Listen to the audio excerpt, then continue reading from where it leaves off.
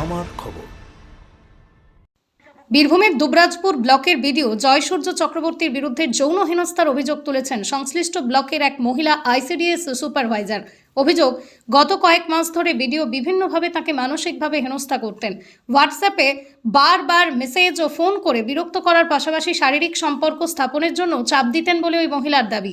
অভিযোগে আরও বলা হয়েছে, তাকে অপহরণ করে ঝাড়খণ্ডের একটি হোটেলে নিয়ে গিয়ে একই বিছানায় থাকার জন্য চাপ দেওয়া হয়েছিল। দীর্ঘদিন এই পরিস্থিতি সহ্য করার পর অবশেষে তিনি দুবরাজপুর থানায় লিখিত অভিযোগ দায়ের করেন। মহিলার অভিযোগ, বৃহস্পতিবার বিকেলে প্রায় 3টে থেকে তিনি থানায় উপস্থিত হয়ে বিডিওর বিরুদ্ধে এফআইআর দায়েরের আবেদন জানান, কিন্তু সঙ্গে সঙ্গে অভিযোগ নথিভুক্ত না করে তাকেই দীর্ঘ সময় থানায় বসিয়ে রাখা হয়। পরে দুবরাজপুরের বিধায়ক অনুপ কুমার সাহা এবং বিজেপির 2 মণ্ডল সভাপতি দেবজ্যোতি সিং ও শম্ভুনাথ ব্যানার্জি থানায় পৌঁছে এফআইআর দায়েরে সহযোগিতা করেন বলে অভিযোগ। শেষ পর্যন্ত প্রায় 9 ঘন্টা পর দুবরাজপুর থানার পুলিশ বিডিওর বিরুদ্ধে এফআইআর রুজু করে। ওই মহিলা জানান, তিনি রাজ্যের মুখ্যমন্ত্রী, রাজ্য পুলিশের ডিজি, বীরভূমের জেলা শাসক, জেলা পুলিশ সুপার, সিডিপিও সহ একাধিক প্রশাসনিক কর্তৃপক্ষের কাছেও ইমেলের মাধ্যমে অভিযোগ পাঠিয়েছেন। পাশাপাশি তাঁর মোবাইলে সংরক্ষিত হোয়াটসঅ্যাপ চ্যাট ও অন্যান্য তথ্য প্রমাণও থানার হাতে তুলে দিয়েছেন বলেই দাবি করেছেন। তবে এই অভিযোগের বিষয়ে অভিযুক্ত বিডিও বা প্রশাসনের পক্ষ থেকে এখনো কোনো প্রতিক্রিয়া পাওয়া যায়নি। আমি ওয়ার্কপ্লেসে সেক্সুয়াল হ্যারাসমেন্টের শিকার, এবং যেটা আমার অভিযোগ যার বিরুদ্ধে সেটা হচ্ছেন আমার দুবরাজপুর ব্লকের যিনি block development officer Jayasuriya Chakraborty, তার বিরুদ্ধে।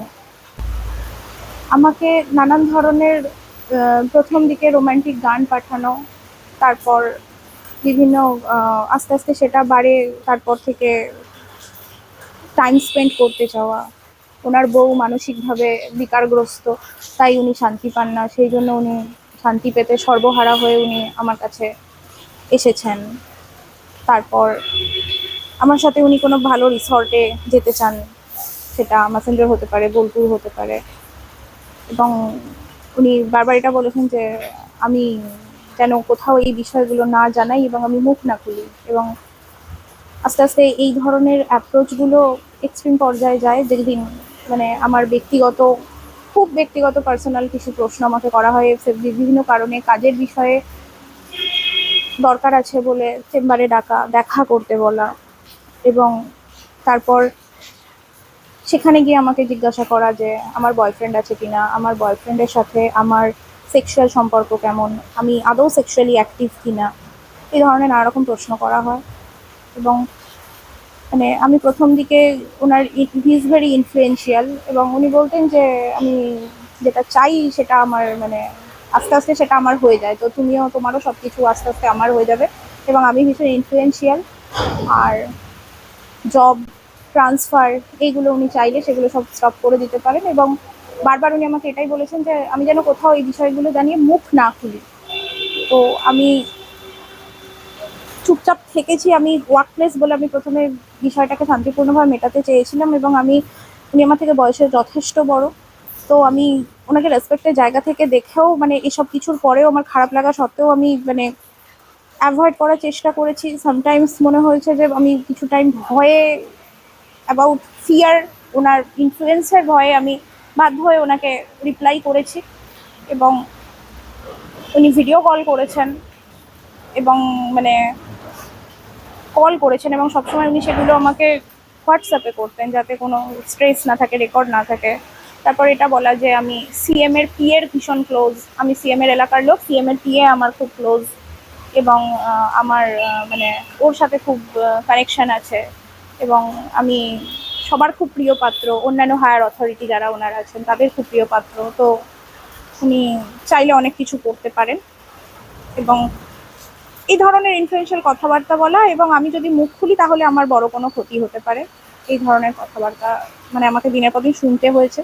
এবং তারপরে ওনার এই ধরনের সেক্সুয়াল অ্যাপ্রোচ এগুলো জাস্ট মানে এক্সট্রিম পর্যায়ে যায়। উনি আমাকে এটাও বলেন যে উনি চাইলে আমাকে কিডন্যাপও করতে পারেন, এবং আমি যখন চোখ খুলবো তখন আমি দেখবো যে তুমি কোনো ঝাড়খণ্ডের কোনো 5 স্টার হোটেলের বেডে আছো, যেখানে তোমার সাথে আমি ভালোবাসা করছি। এই ধরনের মানে আমি কথাগুলো মুখে আনতে পারছি না, এই ধরনের বহু কথা আমাকে বলা হয়, আমার বডি মেজারমেন্ট জিজ্ঞাসা করা হয়, যাতে উনি আমাকে কিছু ইন্টিমেট পোশাক গিফট করতে পারেন।